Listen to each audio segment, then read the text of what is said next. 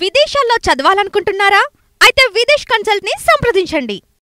అనంత విశ్వంలో ఎన్నో పాలపుంతలు ఉన్నాయి. సూర్యుని పోలిన ఎన్నో నక్షత్రాలు, గ్రహ మండలాలు ఉన్నాయి.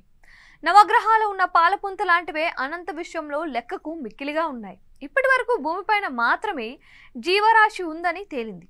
ఇప్పటివరకు గుర్తించిన గ్రహాల్లో జీవరాశి ఉందో లేదో తెలుసుకోవడానికి వివిధ దేశాలు ఆయా గ్రహాలపైకి ఉపగ్రహాలను పంపుతున్న సంగతి తెలిసిందే. అలాగే ఈ అనంత విశ్వంలో ఎక్కడి నుంచైనా సంకేతాలు అందుతాయేమో అని ఒక ఫుట్బాల్ మైదానాన్ని మించిన స్థాయిలో అతిపెద్ద టెలిస్కోప్లను కూడా ఆయా దేశాలు ఏర్పాటు చేసుకున్నాయి.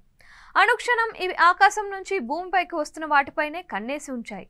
శాస్త్రవేత్తలు సైతం వేరే గ్రహాలపైన మనుషులు లేదా మనలను పోలిన జీవులు ఉంటే మనకంటే సాంకేతికంగా ఉన్నంతగా ఉంటే భూమికి ఏవైనా సిగ్నల్స్ పంపుతారేమో అని ఎంతో కాలంగా ఎదురు చూస్తూనే ఉన్నారు. ఈ దిశగా భారీ ఎత్తున పరిశోధనలు చేస్తూనే ఉన్నారు. ఈ క్రమంలో అంతరిక్షం నుంచి తాజాగా వెలువడుతున్న వింత రేడియో సిగ్నల్స్ శాస్త్రవేత్తలను ఆశ్చర్యపరుస్తున్నాయి. ఈ మేరకు ఖగోళ శాస్త్రవేత్తలు తాజాగా ఆస్ట్రేలియాలోని 3 వేర్వేరు ప్రాంతాల గుండా ఒకే కక్షలో తిరుగుతూ ప్రతి గంటకు వస్తున్న రేడియో సిగ్నల్స్ ను గుర్తించారు అని చెబుతున్నారు. ఈ నేపథ్యంలో ఈ రేడియో సిగ్నల్స్ ఎక్కడి నుంచి వస్తున్నాయి అనే దానిపై శాస్త్రవేత్తలు దృష్టి సారించారు. తాజాగా వెలువడిన రేడియో సిగ్నల్స్ ను ఆస్ట్రేలియన్ స్క్వేర్ కిలోమీటర్ అరే పాత్ ఫైండర్ రేడియో టెలిస్కోప్ గుర్తించింది. టెలిస్కోప్ నుంచి సేకరించిన డేటాలో మొదటి సిగ్నల్ కనిపించింది. ఈ సిగ్నల్ ప్రతి 53.8 నిమిషాలకు మళ్లీ వస్తున్నట్లు శాస్త్రవేత్తలు గుర్తించారు. ఈ సిగ్నల్ ఆస్ట్రేలియాలోని 3 వేర్వేరు రాష్ట్రాల గుండా వెళ్తోందని చెబుతున్నారు. అంతేకాకుండా ఈ సిగ్నల్ 10 నుంచి 50 సెకండ్ల మధ్య ప్రకాశవంతమైన వెలుగులను విరజిమ్ముతోందని అంటున్నారు.